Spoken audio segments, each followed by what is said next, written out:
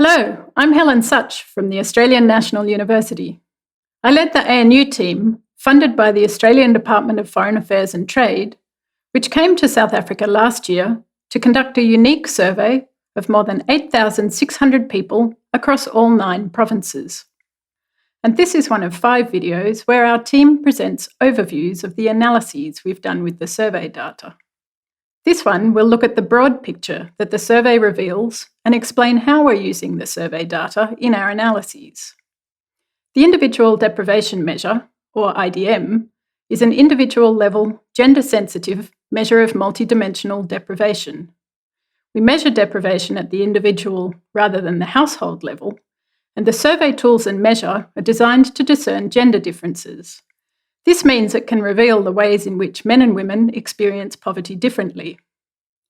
Collecting information directly from individuals also means we can analyse differences between groups with different characteristics. For example, between different age groups, between people with disabilities and people without, or between rural and urban residents across the country, and more. The IDM measures 14 different dimensions of deprivation. These dimensions were identified during earlier participatory work to determine the priorities of poor men and women, and were also selected on the basis that they might be amenable to policy action. These 14 dimensions include information about food security and access to drinking water, which are already covered in some South African surveys. But the IDM also includes a range of social and economic aspects which are not usually covered in poverty measures, like relationships, clothing and footwear, and voice. It also includes more detail in some dimensions than is usual.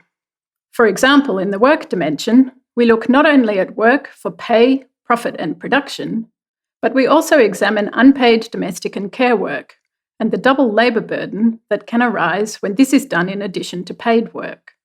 Importantly, we ask about the actual experience of individuals with respect to the different aspects of deprivation, not their perceptions about their living conditions. To do the analysis, we create several levels of data. We use the survey responses to create 53 indicators, which we then use to build 33 broader themes, which are then aggregated into the 14 dimensions. Each individual is scored for each of the 14 dimensions, and those scores are aggregated to create the individual's IDM index score.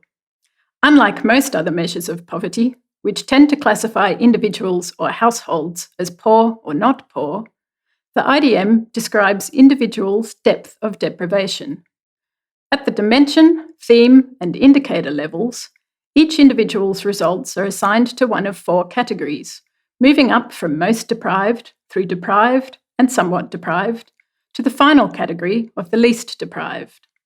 There are 2 parts to the South African study, and the data for both was collected by our local partner, ICAPA Data, in 2019. We have a national-level main sample where in excess of 8,600 individuals across all 9 provinces were interviewed. We also have a purposive sample of individuals with a disability, which we ran in Gauteng and Limpopo provinces. For this sample, we identified individuals with disabilities and then invited them and their household members to participate. In this video, I'm only going to focus on the overview of the national level sample. But at the end, I'll point you to where you can access more information online about all aspects of the study. Here then is the broad picture. In most dimensions, there is a clear pattern, like the one shown now for sanitation. The largest proportion of the sample are categorised as least deprived, with progressively smaller proportions in each subsequent category. The smallest proportion falls in the most deprived category. This pattern is broadly followed for 8 of the 14 dimensions reported. That sounds and is encouraging, but a closer look at the results does show that for many dimensions, there are often 40% or more who sit outside the top least deprived category. Other dimensions show different and more discouraging patterns of deprivation.